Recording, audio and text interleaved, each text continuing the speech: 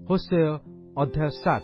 ଆମ୍ଭେ ଯେତେବେଳେ ଇସ୍ରାଏଲକୁ ସୁସ୍ଥ କରିବାକୁ ଇଚ୍ଛା କରୁ, ସେତେବେଳେ ଇଫ୍ରାଇମର ଅଧର୍ମ ଓ ସମରିୟାର ଦୁଷ୍ଟତା ପ୍ରକାଶିତ ହୁଏ, କାରଣ ସେମାନେ ଅସତ୍ୟତାର ବ୍ୟବହାର କରନ୍ତି ଓ ଚୋର ଭିତରେ ପ୍ରବେଶ କରେ, ଆଉ ଡକାୟତ ଦଳ ବାହାରେ ଲୁଟ୍ କରନ୍ତି।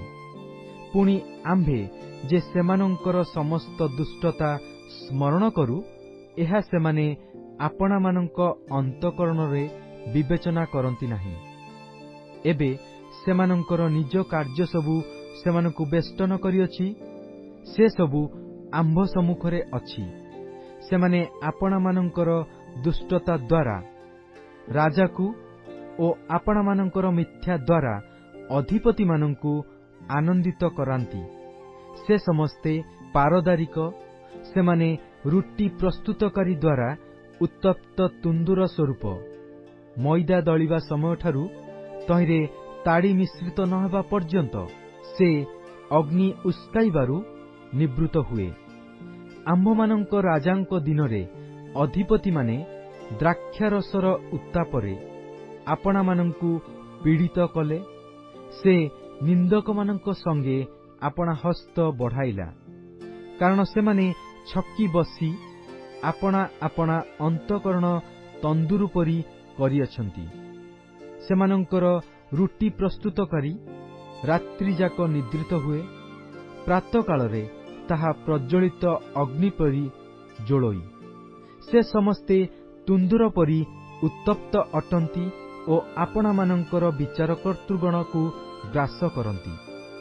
ସେମାନଙ୍କର ସବୁ ରାଜାମାନେ ପତିତ ହୋଇଅଛନ୍ତି, ସେମାନଙ୍କ ମଧ୍ୟରେ କେହି ଆମ୍ଭ ନିକଟରେ ପ୍ରାର୍ଥନା କରନ୍ତି ନାହିଁ। ଇଫ୍ରାଇମ ଗୋଷ୍ଠୀଗଣ ମଧ୍ୟରେ ଆପେ ମିଶ୍ରିତ ହୁଏ।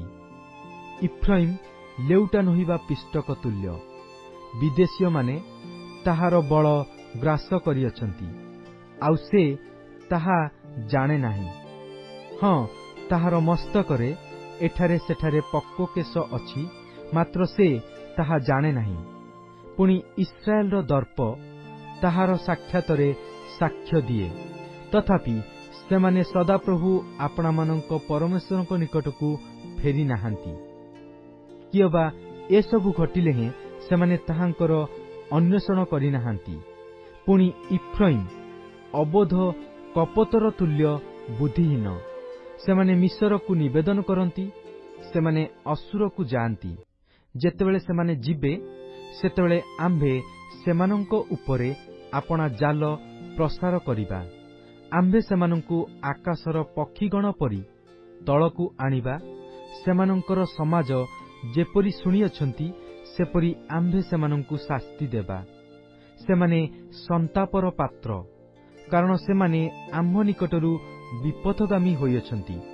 ସେମାନଙ୍କର ସର୍ବନାଶ ଘଟିବ, କାରଣ ସେମାନେ ଆମ୍ଭ ବିରୁଦ୍ଧରେ ଅପରାଧ କରିଅଛନ୍ତି। ଆମ୍ଭେ ସେମାନଙ୍କୁ ମୁକ୍ତ କରିବାକୁ ଇଚ୍ଛା କଲେ ହେଁ ସେମାନେ ଆମ୍ଭ ବିରୁଦ୍ଧରେ ମିଥ୍ୟା କଥା କହିଅଛନ୍ତି। ପୁଣି ସେମାନେ ଅନ୍ତଃକରଣ ସହିତ ଆମ୍ଭ ନିକଟରେ କ୍ରନ୍ଦନ କରିନାହାନ୍ତି, ମାତ୍ର ସେମାନେ ଆପଣା ଶଯ୍ୟାରେ ହାହାକାର କରନ୍ତି। ସେମାନେ ଶସ୍ୟ ଓ ଦ୍ରାକ୍ଷାରସର ନିମନ୍ତେ ଆପଣାମାନଙ୍କୁ ଏକତ୍ର କରନ୍ତି। ସେମାନେ ଆମ୍ଭ ବିରୁଦ୍ଧରେ ବିଦ୍ରୋହାଚରଣ କରନ୍ତି। ଆମ୍ଭେ ସେମାନଙ୍କ ବାହୁକୁ ଶିକ୍ଷା ଦେଇ ସବଳ କଲେ ହେଁ ସେମାନେ ଆମ୍ଭ ବିରୁଦ୍ଧରେ କୁକଳ୍ପନା କରନ୍ତି।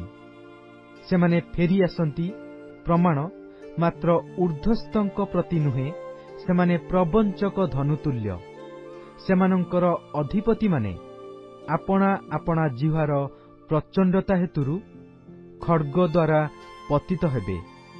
ଏହା ମିଶର ଦେଶରେ ସେମାନଙ୍କ ପକ୍ଷରେ ଉପହାସର ବିଷୟ ହେବ।